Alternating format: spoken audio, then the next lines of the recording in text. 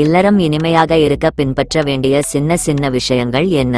கணவன் மனைவி இருவருக்கும் இடையே நெருக்கம் அதிகரிக்க அன்பு மட்டுமே போதுமானதாக இருப்பதில்லை. அந்தரங்க நெருக்கம் ஏற்பட அவர்கள் செய்ய வேண்டியது என்ன என்பது கட்டாயம் முக்கியமான ஒன்று. தம்பதிகளுக்குள் நிறைய குடும்ப பிரச்சினைகள் வந்து போகும். அதை வீட்டில் உள்ளவர்களுடன் சேர்ந்து தீர்த்து கொள்ள முடியும். ஆனால் அந்தரங்க பிரச்சினைகளை தீர்க்க கணவன் மனைவி இருவருக்குள்ளும் முதலில் புரிதல் வேண்டும்.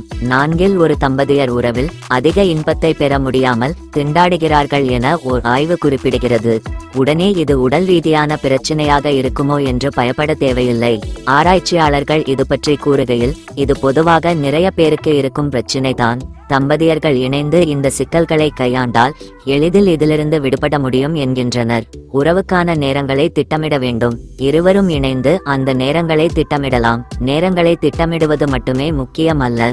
உறவுக்கு முன்னும் பின்னும் தங்களுக்கு உறவில் பிடித்தது என்ன, எது தனக்கு இன்பத்தை தருகிறது, என்ன பிடிக்கவில்லை என்பதை பற்றி இருவரும் மனம் திறந்து ஒருவருக்கொருவர் உரையாடி கொள்ள வேண்டும்.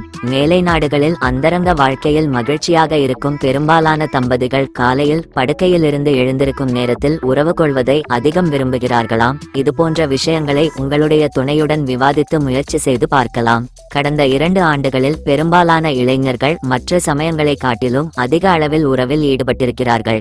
ஆனால் பெரிதாக இன்பத்தை அடையவில்லை. உச்சமடைதலில் சிக்கல்களை சந்தித்திருக்கின்றனர் என ஆய்வுகள் தெரிவிக்கின்றன. கணவனோ மனைவியோ இருவருக்கும் ஏற்படும் விருப்பங்களை தங்கள் துணையிடம் வெளிப்படையாக சொல்லுங்கள். உறவில் உங்களுடைய தேவை என்ன என்பதை தெரிவியுங்கள். உறவில் ஈடுபட வேண்டும் என தோன்றும் எண்ணங்களை கூட பகிர்ந்து கொள்ளுங்கள். அது இருவருக்கும் இடையே உள்ள நெருக்கத்தை அதிகரிக்கும். இப்படி தம்பதிகள் வெளிப்படையாக பேசிக்கொள்வதால் இல்லற வாழ்வில் மன அழுத்தமின்றி இருக்க முடியும். மன அழுத்தமின்றி உறவில் ஈடுபட்டாலே இல்லற வாழ்வில் இன்பம் அதிகரிக்கும்.